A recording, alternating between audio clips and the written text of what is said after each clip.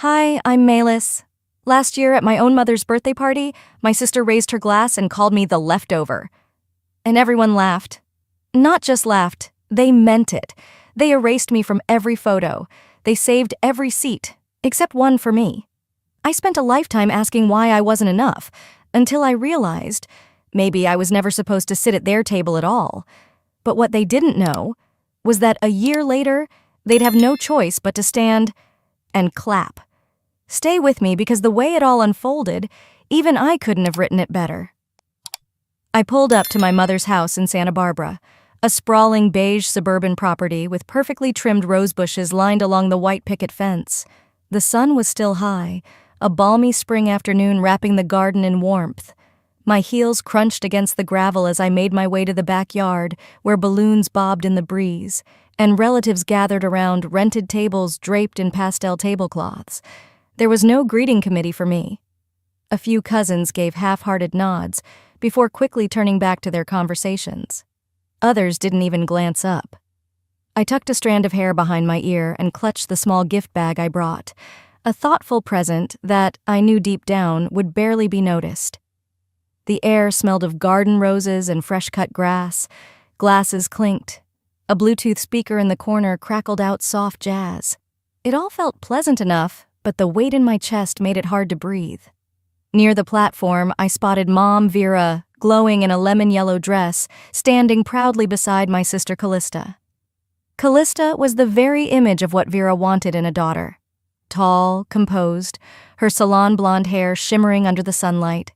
In her manicured hands, she balanced an elaborate birthday cake topped with pink peonies and golden candles. I hovered awkwardly at the edge of the crowd, watching as Mom gushed loudly about Callista's latest promotion at a marketing firm downtown, the new condo she had just closed on, and the handsome orthopedic surgeon she had been casually dating. It was as if Callista's life was a curated museum exhibit, and Mom was the tour guide, making sure every visitor was properly impressed.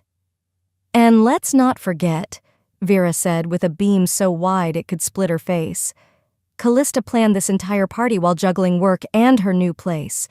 Isn't she just amazing?" The crowd clapped dutifully. Someone even whistled. I smiled politely, shifting my weight from one foot to another, my dress sticking uncomfortably to my back. Not a single word about me. No mention of how I helped organize the RSVP list, ordered the flower arrangements, or drove 2 hours from my side of town to be here. But I swallowed it down. I had long since learned that calling attention to the obvious only made things worse. Then came the toast. A hush fell over the group as Callista tapped her glass with a butter knife. Everyone turned. I sank into my chair, hoping to blend into the background. "I just want to say," Callista began, her voice light, syrupy sweet, "that it's so wonderful having everyone here today, especially Mom. You're the heart of this family." A chorus of agreement murmured through the crowd. I found myself nodding too, despite the cold settling in my bones. "And," she added, pausing for dramatic effect, "we can't forget about Malis, our little leftover." It hit like a slap. For a moment there was silence, as if the universe itself paused to see what would happen next. Then came the laughter. First a few chuckles, then full-blown guffaws from the older uncles in their ill-fitting khakis. Even Mom threw her head back and cackled, clapping Callista on the shoulder. "Well, someone's got to clean up after the party," Edric, Dad, muttered from across the patio, raising his beer bottle as if it were some kind of toast. The sound of their amusement stabbed deeper than any shout ever could have. I pressed my fingertips against the cool surface of my wineglass, willing myself to stay composed. Around me, faces either laughed openly or looked away awkwardly, pretending to suddenly find the sky, the food, the floor incredibly interesting. My throat burned. My vision blurred for half a second.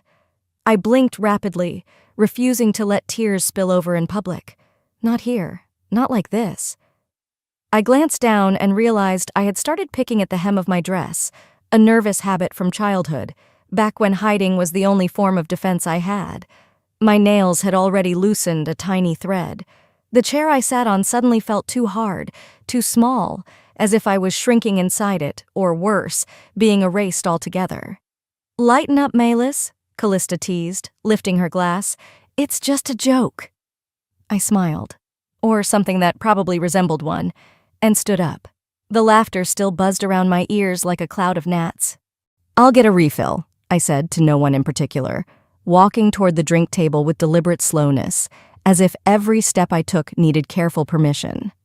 The metal tub holding the wine bottles was half empty, the ice melting fast. I grabbed a bottle blindly, not caring what label it was, and refilled my glass almost to the brim. As I turned back, thinking maybe I could slip away for a few minutes to breathe, I caught the tail end of another joke drifting across the patio. "Yeah, like leftovers from last week's potluck," someone said, and they laughed harder this time. I didn't have to wonder who they were talking about. Not Callista, not the radiant center of Mom's universe. Me, Milas, the leftover. The glass in my hand trembled slightly. I tightened my grip until my knuckles whitened. In that moment, something inside me fractured. Not noisily like breaking glass, but silently, invisibly, the way old tree roots split under growing pressure underground. The night air was cool against my skin as I drove home, windows cracked just enough to let the salt-laced breeze from the ocean reach inside. The streets of Santa Barbara were quieter now, bathed in soft lamplight and the occasional flicker of neon signs from late-night diners. I pulled into the tiny lot behind my apartment building, the old gravel crunching under my tires. Inside, everything smelled faintly of lemon cleaner and the vanilla candle I'd forgotten to blow out that morning. I dropped my keys into the chipped ceramic bowl by the door, kicked off my shoes, and stood there a moment, still in my wrinkled party dress, still clutching the now empty glass I'd taken with me out of habit. The faintest trace of rose perfume clung to my sleeves, a bitter souvenir from an afternoon I wished I could scrub from my mind. I caught a glimpse of myself in the mirror by the hallway, hair frizzed, makeup smudged, a tight line drawn across my mouth that I hardly recognized. I made my way to the couch, sinking into the sagging cushions with a heaviness I couldn't shake. My phone buzzed somewhere in my bag. I dug it out, expecting a stray text maybe, someone realizing they'd gone too far, someone apologizing for laughing. Instead, there was a notification from the family group chat. "Best Family Moments," the album title read. Against better judgment, I tapped it open. The first photo popped up. Vera and Callista, arms around each other, both flashing perfect smiles for the camera. Another photo, Dad raising a toast, Callista laughing with her head thrown back, Mom clapping gleefully. The images kept sliding across my screen, cake cutting, cousins dancing, Uncle Henry making goofy faces at the kids. I searched for myself without meaning to. I skimmed the backgrounds, corners, reflections, nothing. Another photo, Callista with her sorority friend from UCLA. Another, Vera and Edric with their neighbors. Even cousins I barely remembered made an appearance. But not me, not a shadow, not a blur of my dress, not a sliver of my hair in the corner of a frame. It was as if I had never been there. The same ache that had pressed against my ribs at the party now spread, slow and suffocating, like cold water filling my lungs. I set the phone down on the coffee table, but it was too late. The images branded themselves onto the backs of my eyelids.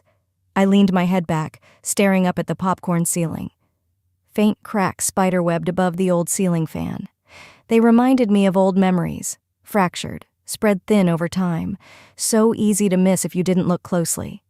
In my mind, the memories started unspooling. Christmas dinner 4 years ago. I was the one behind the camera, capturing Callista's new puppy with a red ribbon around its neck, while Mom and Dad posed proudly by the tree. My place at the table sat empty in every photo. Mom's 50th birthday, the family photo taken at the beach. I had set up the tripod, fussed with the timer, told everyone to smile, and then been left running from the sand to the group, only to be cropped out of every frame that made it onto the mantel. Graduation day from college. A blurry cell phone shot Vera took just for memory's sake. She hadn't even stayed for the ceremony. Piece by piece, the pattern emerged. I hadn't been forgotten once. I had been erased over and over again, erased from their celebrations, erased from their memories, erased from the very proof that I belonged. A hollow laugh slipped from my mouth, but it caught halfway and splintered into something closer to a gasp. I grabbed the phone again, opening a new message to Mom. My fingers moved without thinking, tapping out the words. Am I not part of this family too? I stared at the blinking cursor, the question hanging there like a loose thread begging to be pulled. In another life, I might have hit send. I might have pleaded for acknowledgement, demanded to know why I was invisible in a house that once swore to love me unconditionally. But tonight, I knew better. I pressed the backspace key. One letter gone. Another. The whole message disappeared, swallowed into silence like a scream buried beneath layers of polite smiles and fake laughter. Some voids, I realized, are too wide for any words to bridge. Instead, I placed the phone face down on the table, got up, and peeled the party dress off like shedding an old skin. I threw it into the laundry basket without ceremony, letting it fall in a crumpled heap. The roses still clung faintly to the fabric, but the sweetness now smelled rotten. Pulling on an old t-shirt and sweatpants, I crawled into bed without brushing my hair or washing off the lingering foundation smeared across my cheeks. The apartment around me hummed with the quiet noises of night, the distant creak of a neighbor's footsteps upstairs, the faint rattle of wind against the balcony door. I pulled the comforter up over my shoulders, even though it was too warm for it. Some instinct, deep and desperate, begged for the cocooning weight of it. Sleep came slowly, dragging me under like a riptide. That night, I dreamed I was standing outside a house, the old family house, back when it still smelled of lemon cleaner and chocolate cake baking in the oven. I knocked on the door, heart pounding, knowing my parents, my sister, my whole family were inside. I knocked again, harder. The lights flickered behind the curtains, and I heard laughter. But no footsteps came to answer. I kept knocking, the sound growing frantic, desperate. My fists hurt, my voice cracked. Still, the door stayed shut. The house glowed warm from the inside, but I was left standing in the cold, unseen, forgotten, a ghost pressing hands against windows no one bothered to look through. I pushed myself out of bed that morning, the light pouring through my blinds too golden, too cheerful for the ache still lodged in my chest. The cold inside me hadn't melted, not even close, but I had things to do, deadlines to meet, numbers to crunch, clients who didn't care whether my family thought I was disposable. After a quick shower and a coffee brewed far too strong, I pulled on my usual office outfit. Dark slacks, a pale blouse, low heels sensible enough for hours of standing. I tucked a loose strand of hair behind my ear and glanced at my reflection. My face looked composed, almost convincing. Traffic was light, the drive to the firm short, and by the time I parked behind the small office building downtown, I'd buried the worst of the night before under a thin layer of determination. Inside, the hum of copy machines and muted phone conversations filled the air. I greeted a few colleagues with nods and polite smiles, setting my tote down beside my desk with a practiced thud. If nothing else, work had always been the place I could disappear into, a ledger that balanced, a project closed ahead of schedule. Numbers didn't lie. People did. Mid-morning, I grabbed my stainless steel mug and headed for the break room, hoping for a few minutes of quiet before diving back into the spreadsheets. Eliza, a junior associate, was already there, laughing over something on her phone. She waved when she saw me. "Hey, Milas, crazy weekend, huh?" she chirped, digging into a box of pastries someone had left on the counter. I smiled politely, pouring myself some burnt coffee. "Yeah, something like that." She sipped her latte, then said casually, "It was so sweet what your family did for your mom's dinner. I mean, it looked like everyone was there. Sad you couldn't make it, though." I froze, coffee halfway to my lips. "Dinner?" I repeated, forcing my voice to sound neutral. "Yeah." She scrolled on her phone, holding it out for me. "Saw it on Callista's feed. Looked beautiful. The fairy lights, the cake, the huge 'We love you, Mom' sign. You must have been so proud." I blinked at the screen. There they were, my family. Smiling beneath a canopy of white lights, clustered around a garden table bursting with food and laughter. Callista, Vera, Edric cousins, friends from the neighborhood. Even the woman who walked Vera's dog sometimes made the cut. I wasn't in a single frame, because I hadn't even been invited. Somehow the hurt felt sharper now. Not because I missed the event itself, but because of the silent decision that preceded it. They didn't want me there. Not enough to remember. Not enough to notice my absence. I swallowed hard and managed a thin smile. Yeah, proud. Eliza, oblivious, chattered on about her upcoming vacation plans. I nodded where appropriate, my mind retreating far, far away. Back at my desk, I mechanically sifted through emails. A small white envelope peeked out from the pile of mail someone had dropped onto my inbox earlier. No return address. Curious, I tore it open. Inside was a greeting card, all glitter and florals and scripted letters reading, "Happy birthday to a wonderful daughter." For a flicker of a second, something inside me softened. Maybe it wasn't all forgotten. I opened it. Dear Callista, we're so proud of you every day. You light up our lives. Love, Mom and Dad.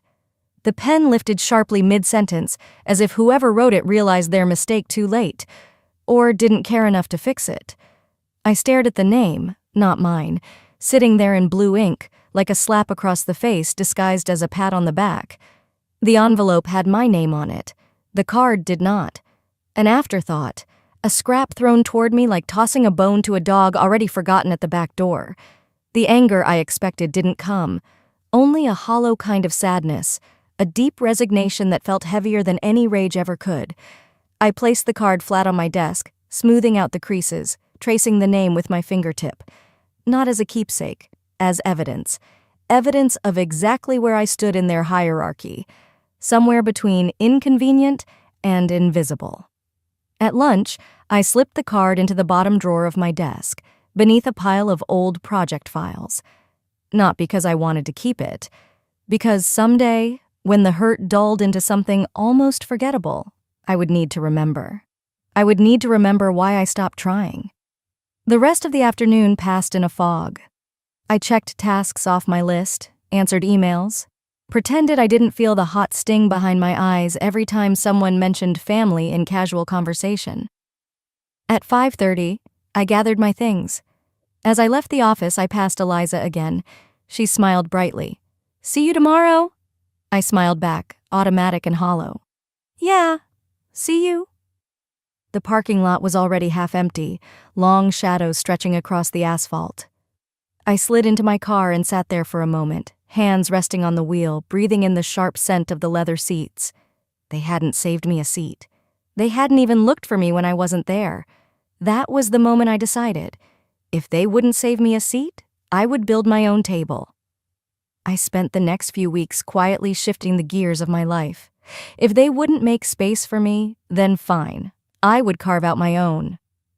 Every evening after work, I stayed late, perfecting client files, volunteering for the trickier accounts no one else wanted to touch. I didn't tell anyone what I was doing. I didn't need their applause. I wanted to build something they couldn't erase. One afternoon, after finalizing a major audit ahead of schedule, my manager called me into his office. I wiped my hands on my skirt, heart hammering harder than I cared to admit. He smiled and handed me a certificate. "Congratulations, Melis. You've been nominated for the Emerging Entrepreneur Award by the Santa Barbara Small Business Association." For a moment, I just stared at it. It wasn't a Nobel Prize. It wasn't the cover of Forbes. But it was real. It was mine. Recognition for something no one could take credit for but me. That night, I sat at my kitchen table under the soft hum of the overhead light, composing a short, careful email to my mother. I kept it light, formal almost, attaching a copy of the nomination notice. "Thought you'd like to know. Hope you're well."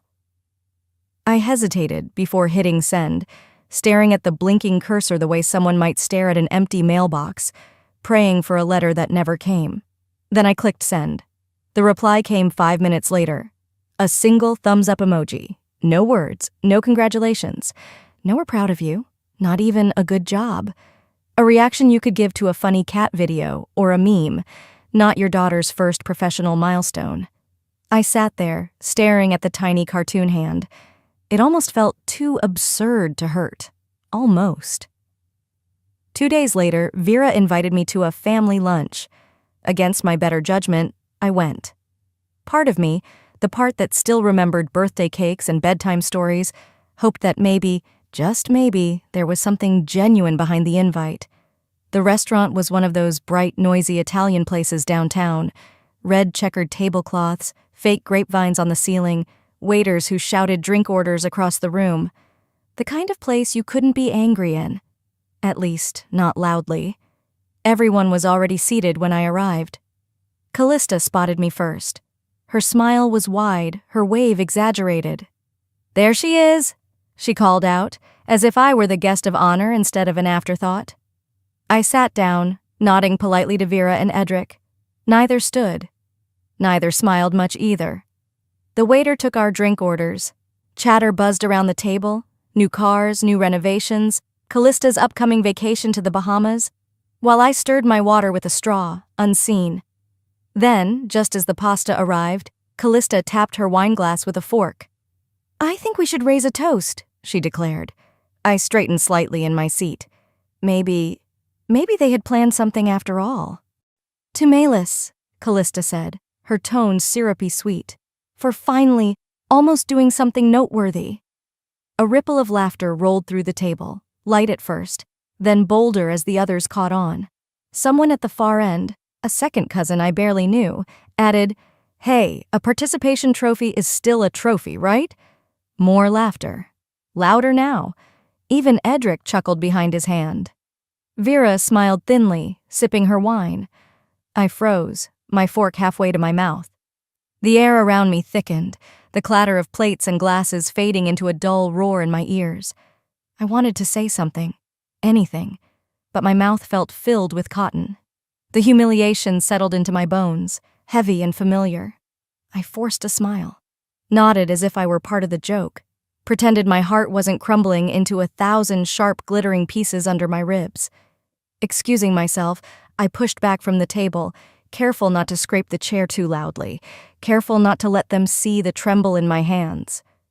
Outside, the evening air bit at my skin, raw and bracing. I leaned against the cold metal railing that bordered the restaurant's patio, the chill seeping into my palms. It grounded me. It reminded me that I was still real, even if they refused to see me. Inside, laughter floated through the closed windows, muffled but cruel in its persistence. I wasn't stupid. I wasn't naive anymore. They didn't want to celebrate me. They didn't even want me to think I deserved celebration. In that moment, I realized if I ever wanted a place to belong, I'd have to build it myself, brick by painful brick. And next time, they would see me, whether they liked it or not. The air in my tiny apartment felt different now, heavier, sharper, as if my determination had its own gravity. Planning my own victory didn't mean slamming doors or throwing accusations. It meant doing the work they would never be able to ignore, no matter how hard they tried to pretend otherwise. I spent nights polishing every piece of my award submission, triple-checking references, reviewing my pitch like my life depended on it. I practiced speeches in front of the bathroom mirror, behind locked doors, where no one could laugh or roll their eyes. The world outside moved forward like it always did. Coffee shops buzzed, cars honked at every light, the ocean whispered along the edges of the city. But inside me, something quieter was unfolding. A different kind of preparation, a foundation being laid, brick by brick. When the family brunch invite arrived, I accepted it with a detached politeness. It was hosted at a local bistro downtown, one of those upscale casual places, where avocado toast somehow cost $15 and everyone pretended not to notice. I arrived a little early, ordered a latte to sip while I waited. The server, a young woman with a tired smile, brought it over with a quick, "You're early. That's rare around here." I smiled back but said nothing. I had learned silence could be sharper than any blade. The rest of them trickled in, noisy and familiar. Vera bustling in with Edric just behind her. Callista, of course, already talking about how crazy busy her life was. Some cousins I barely knew. When we were all seated, menus scattered across the table, Vera clinked her water glass with a butter knife. "Everyone, I just want to take a second," she announced brightly. "Our family's doing so well, especially our Callista, who's up for that entrepreneur award. Isn't that amazing?" A round of clapping broke out, enthusiastic, mindless. I felt the blood drain from my face. I opened my mouth, closed it. Then, forcing my voice steady, I said, "Actually, that's me. I'm the nominee." A silence fell over the table, thick and unnatural, like someone had sucked all the oxygen out of the room. Vera's smile wavered. Then she laughed. A tight, brittle sound. "Oh, well, you know how close you two are. It's easy to get mixed up." Edric chuckled, reaching for the bread basket as if nothing unusual had happened. Callista shrugged, fixing her napkin on her lap. I sat there, tasting metal on my tongue. The conversation stumbled forward after that, but I wasn't really listening anymore. They talked about the award ceremony next, Vera mentioning how she'd saved seats in the front row for Callista and Edric. "That'll be perfect," she chirped. "It'll look great in pictures." No one said anything about a seat for me. No one even asked if I needed one. I let my eyes wander over the people around me. People who were supposed to be my family, who couldn't even pretend to support me without getting it wrong. It wasn't a mistake. It wasn't thoughtlessness. It was a choice. They didn't see me. They didn't want to. Something clicked inside my chest then. Not a sharp snap, but a slow, deliberate turning like a key in a lock. I wasn't angry. Not anymore. I was done trying to squeeze into spaces never meant for me. As the server dropped off our plates, scrambled eggs, pancakes, overpriced bacon, I placed my hands firmly on the table. I looked straight at Vera, straight at Callista, straight at all of them. "It's okay," I said calmly. "You won't need to save me a seat." No one said a word. No one asked what I meant. They just nodded, awkward and relieved, like they were grateful I wasn't going to make a scene. I finished my coffee in 2 long gulps, tossed a few bills onto the table, and stood up. The sun outside was bright, the sidewalk shimmering with the thick warmth of a California morning. I slipped on my sunglasses and kept walking, each step lighter than the last. I wasn't part of their picture. Good. It was time to frame my own. The day after that brunch, I woke early, still carrying the weight of everything left unsaid. Morning sunlight poured through the blinds, but inside me it stayed dim and cold. As promised to myself, I began preparing for the award ceremony, not as a daughter hoping for applause, but as a woman who would no longer wait to be noticed. I steamed my dress, a modest but elegant navy blue gown I'd chosen months ago, long before I knew how much I would need it. I practiced my acceptance speech in the quiet of my living room, reading the words into the empty space, tweaking every line so it wouldn't sound desperate or pleading. Only dignified. If anyone was going to acknowledge me that night, it would start with me acknowledging myself. By late afternoon, I folded the speech neatly and placed it into my clutch. The house smelled faintly of fabric softener from the laundry I had done earlier, and the rhythmic hum of the dryer made the silence feel almost normal. That's when I heard a soft knock at the door. Confused, I wiped my hands on a kitchen towel and went to open it. On the welcome mat there was no one, only a small envelope, half tucked beneath a paperweight shaped like a seashell. Curious, I picked it up. On the front, in the unmistakable scrawl of a child's hand, were the words, "For Aunt Malis, good luck." Inside, a hand-drawn card, full of crooked stars and a smiling stick figure labeled "You." At the bottom, in uneven crayon letters, it read, "You're the best. Love, Lucan." My throat closed up. Lucan. Callista's little boy. In a world where adults edited me out of photos, out of memories, out of invitations, a child had remembered me, on his own, without being told, without expectation. I set the card on the kitchen counter with trembling fingers and leaned against the wall, needing a moment to breathe. Later that evening, as twilight draped the sky in soft purples and golds, I sat by the window, cradling a cup of tea, letting the card rest in my lap. The phone rang, its shrillness breaking the stillness. I glanced at the caller ID, Vera. I let it ring twice before answering, steeling myself. On the other end, her voice was bright, saccharine. "Hi, honey. Just letting you know we're getting everything set for the ceremony. We'll be there cheering Callista on." I froze. "Mom," I said carefully, "you mean Malis, right? I'm the nominee?" There was a pause, a fraction too long. "Oh, yes, that's what I meant. You know how it is, my brain's all over the place these days." She laughed it off like a dropped fork. My grip tightened around the phone. As we spoke, I caught snippets of background conversation. Vera chatting with someone else, not bothering to mute the call. I heard her say, "Clear as day. Well, between you and me, Milas only got that nomination because they're trying to check diversity boxes. You know how things are now."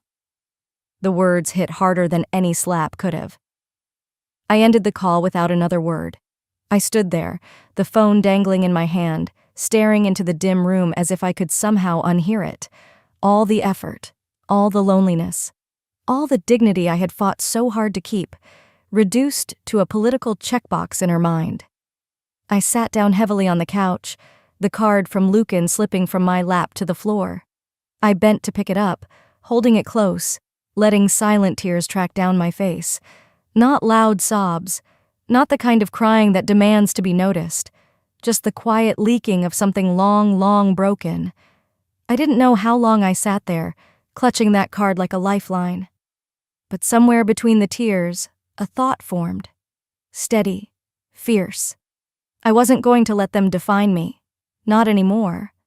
I wiped my face, straightened my shoulders, and stood. My dress hung ready by the door. The invitation, bearing my name spelled correctly in black and gold, sat atop the counter, waiting. I picked it up, feeling its weight. "This time," I whispered into the quiet, "I'm not waiting for anyone to clap.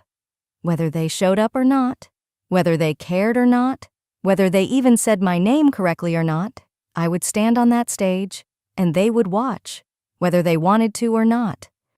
I pulled the zipper of my dress up slowly, listening to the quiet slide of fabric against fabric. Tonight wasn't about anger or revenge. It was about standing up, even if my knees shook. The drive to the Grand Hotel downtown felt like moving through a dream. The streets bathed in golden light, couples strolling the sidewalks, valet attendants bustling in pressed uniforms. I tightened my grip on the steering wheel. This was my night. I parked, adjusted my clutch in my lap, and took a slow breath before stepping out. The cool evening air brushed against my skin, calming the racing pulse beneath my collarbone. Inside, the grand ballroom glittered with chandeliers, crisp white linens, and the soft hum of polite conversation. Servers floated by with trays of champagne and bite-sized hors d'oeuvres. I scanned the crowd. There they were, my parents and Callista, already seated in the VIP section at the very front. Callista, in a dramatic beaded gown that screamed for attention, was flipping her hair over her shoulder as Vera adjusted the folds of her shawl. Edric leaned back, glancing occasionally at his watch, looking as though he were doing the event a favor simply by attending. None of them noticed me. I didn't wave. I didn't smile. I simply walked past them, taking a modest seat at the back of the room. A strange calm settled over me, like slipping into a pool of water after standing in the sun too long. Minutes passed. Then a hush fell over the room as the event coordinator approached the podium, tapping the microphone gently. "Good evening, everyone. Thank you for joining us tonight to celebrate the extraordinary talents of emerging entrepreneurs in our community." I crossed one ankle over the other beneath the table, my hands resting lightly in my lap. Award after award was called. Smiles, handshakes, flashes of cameras. I clapped when appropriate, my heart drumming louder with each name that wasn't mine. And then, "For the Rising Entrepreneur Award," the host said, pausing for effect, the envelope trembling slightly in her manicured hands. "This year's honoree is Milas Kincaid." The spotlight snapped onto me like a heat lamp. Gasps fluttered through the audience. Heads turned, chairs shifted. At the very front, Vera's hand slipped, knocking her champagne flute to the floor with a sharp, crystalline shatter. Callista's face paled. Edric sat rigid, blinking as though he were trying to clear his vision. I rose slowly, the applause around me like a distant tide.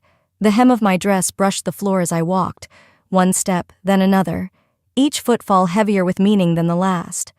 As I approached the stage, I caught sight of my family again, their faces frozen, their mouths tight. For the first time in my life, they weren't looking past me. They were looking at me, and not because they wanted to. The host extended the award plaque toward me with a broad, welcoming smile. "Congratulations, Melis," she said into the microphone. "Your work has set a new standard of excellence for us all." The applause grew louder. I accepted the award, its weight solid and cool against my palms. I turned to face the crowd, the ballroom swimming in 1,000 points of light. Without hesitating, I stepped up to the podium. "Thank you," I began, my voice steady. Not because it was easy, not because it was handed to me, but because sometimes the ones left out build the strongest foundations. A soft murmur rippled through the audience. A few people clapped harder. In the front row, Vera's cheeks had flushed an angry red. Callista stared down at her lap, pretending to smooth a non-existent wrinkle from her dress. I scanned the room once more. I didn't look for approval anymore. I didn't search their faces for pride or forgiveness. I looked for my own reflection. In the polished hardwood floors, in the chandeliers above, in the way the light caught the edges of the plaque in my hands. This was mine. This had always been mine. As the evening wore on, the award recipients were invited to mingle, pose for photos, and celebrate. I moved through the crowd gracefully, exchanging polite nods and occasional handshakes. I noticed Vera attempt to approach once, hesitate, then veer off toward the buffet table. Callista whispered furiously to Edric, who gave her a tight shake of the head. They had been so certain, so sure I would stay small, quiet, tucked away in the background. Tonight, there was no hiding. Tonight, they had no choice but to see. Toward the end of the evening, I found a quiet corner by the grand staircase and allowed myself a single long breath. Not sadness, not anger, just peace. Holding the award close, I turned once more to look at them, the family that had spent a lifetime editing me out of the frame. Our eyes met. I didn't need to say anything. Everything they had refused to acknowledge was now engraved in gold, standing between us, undeniable. They could laugh behind closed doors, whisper in private phone calls, pretend among themselves that it didn't matter. But from tonight on, they could never erase me again, not from this moment. The after-party was tucked away in one of the hotel's private lounges, a velvet-draped room with low golden lights and soft piano music floating in the air. I held my award close to my side as I entered, each step a quiet affirmation that I deserved to be here, among these faces, under this chandelier. I hadn't even made it to the refreshment table when I spotted them, Vera and Callista, cutting through the crowd like heat-seeking missiles. For one brief second, I wondered if they were here to finally say something kind, even if awkwardly. Maybe congratulations, or at least a stiff nod of acknowledgement. But I should have known better. Callista reached me first, her voice sharp and slicing through the gentle hum of conversation. "You must be so proud of yourself," she sneered loudly enough for nearby guests to hear, "taking credit for things you didn't even do." Conversations around us slowed, some heads turning. Vera stepped up beside her, the perfect tag team. She added with a syrupy smile that didn't touch her eyes, "I guess some people know how to work the system better than others. Affirmative action, right?" The air went still. A server passing by froze awkwardly before deciding to back away without offering the champagne flute he carried. Inside, something in me locked into place, solid, unshakable. I took a step back, setting the award gently down on a nearby table as if preparing for a different kind of ceremony. "Is that really the story you want to tell tonight?" I asked, my voice calm, almost curious. Callista's expression faltered, but she doubled down, tossing her hair over her shoulder. "Everyone knows you just got lucky. People feel sorry for, leftovers." There it was again, the word they'd clung to like a weapon. Around us, the circle of onlookers grew. Faces I recognized from the business community, potential clients, investors, city council members, now watching, wine glasses paused halfway to their mouths. Perfect. Without raising my voice, I reached into my clutch and pulled out a slim folder. White, sealed, marked confidential. I flipped it open deliberately. "This," I said, holding up the top letter, "is the official verification from the awards committee, confirming my independent nomination and achievement record." I slipped it onto the nearby table with a soft smack. "This," I continued, pulling out another sheet, "is a notarized copy of my project portfolios, including timestamps, client testimonials, and tax filings. Another document joined the pile, and these, I laid down 2 more sheets, are endorsements from 3 independent judges, all verifying that no external influence or favoritism was involved. I finished with a final tap of the folder, steady and sharp against the polished surface. Silence. Callista's face paled, her mouth opening and closing like a fish gasping for air. Vera stammered something about misunderstandings and clerical errors, but it was too late. The event coordinator appeared at my side, her crisp suit immaculate, her expression neutral but firm. "I'm sorry," she said to Vera and Callista, keeping her voice low but impossible to ignore. "We maintain a zero-tolerance policy for public disruptions. I'm going to have to ask you both to leave." A ripple of murmured agreement swept through the room. The flush rising up Vera's neck was almost purple. Callista looked like she might cry, but for once, she wasn't the center of sympathy. As security discreetly ushered them toward the exit, I stood perfectly still, my chin high. Not triumphant, not gloating, simply solid. As they disappeared through the doors, the space they left behind didn't feel like a loss. It felt like fresh air rushing into a room that had been suffocating for years. A few guests approached me, some offering congratulations again, others simply nodding with respect. No pity, no backhanded compliments, just quiet acknowledgement that I had earned my place and defended it without sinking to their level. I returned to the table where my award sat gleaming under the light. I lifted it again, cradling it in my hands not like a weapon, but like something sacred.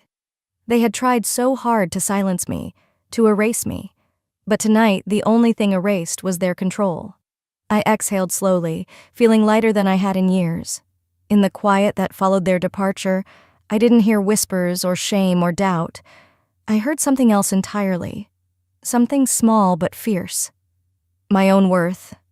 The award still rested on my kitchen counter when I came home that night, but I didn't rush to move it. For once, I didn't need to clutch it, didn't need to keep proving to myself that it was real.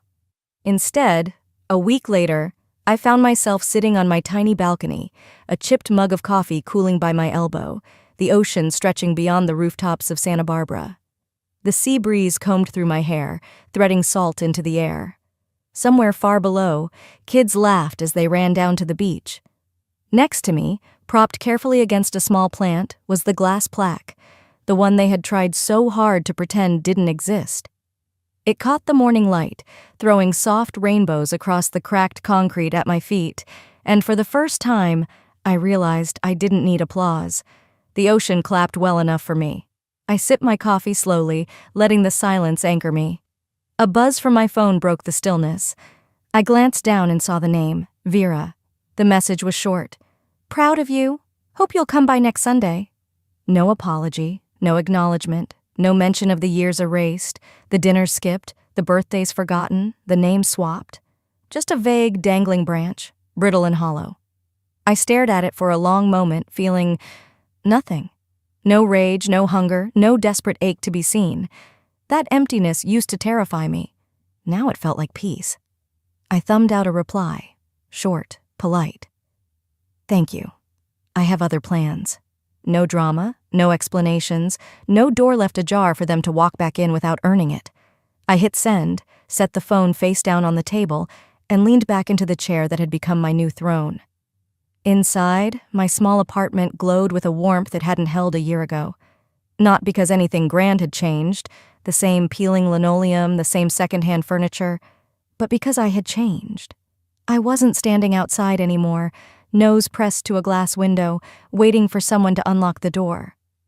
I was home. Turning my head slightly, my eyes landed on another object sitting proudly on the counter. A crayon drawing, the paper slightly wrinkled at the edges from being carried by small, determined hands. Lucan's good luck card. "For Aunt Milas, you're the best." I smiled. Real, unforced. Love didn't always come wrapped in polished speeches or grand gestures. Sometimes it came in crooked letters and sticky tape, delivered quietly by the only heart brave enough to stand by you when no one else would. I stood up, gathering the award and Lucan's card together, placing them side by side on the little floating shelf I had installed myself. A seat at the table? I chuckled under my breath. Why did I ever think I needed their table to begin with? I had my own now, and it was built stronger, brick by brick, moment by moment, not out of obligation or bloodlines, but out of resilience, grit, and stubborn hope. My phone buzzed again, but I ignored it this time. Some invitations didn't deserve a response. I uncorked a bottle of champagne, one I had bought months ago but never had the nerve to open. The pop echoed softly against the walls. Pouring a modest glass, I stepped back out onto the balcony, raising it high to the sky, painted in gold and pink. No audience, no crowd, no clapping, just me and the world that no longer frightened me. I whispered to the wind, to the city, to the girl I used to be. Here's to the seats we build when none are saved for us. And I sipped, letting the bubbles dance down my throat, carrying away every last fragment of the girl who had once waited for permission to belong. The sun dipped lower, kissing the edge of the water. Inside, my apartment pulsed with quiet music and the steady beat of a heart that had finally learned to sing for itself. And for the first time, the seat was mine, and the view was better than I had ever imagined. Sometimes, family drama doesn't come with shouting or slammed doors. Sometimes it's the quiet moments, the birthdays forgotten, the seats left empty, that cut the deepest. But maybe that's where real strength is born. Not from being invited, but from daring to build your own place. Have you ever had to find your own seat at the table? Tell me in the comments. I read everyone. And if you believe in rising even when no one cheers for you, make sure to subscribe. There's more stories like this waiting for you.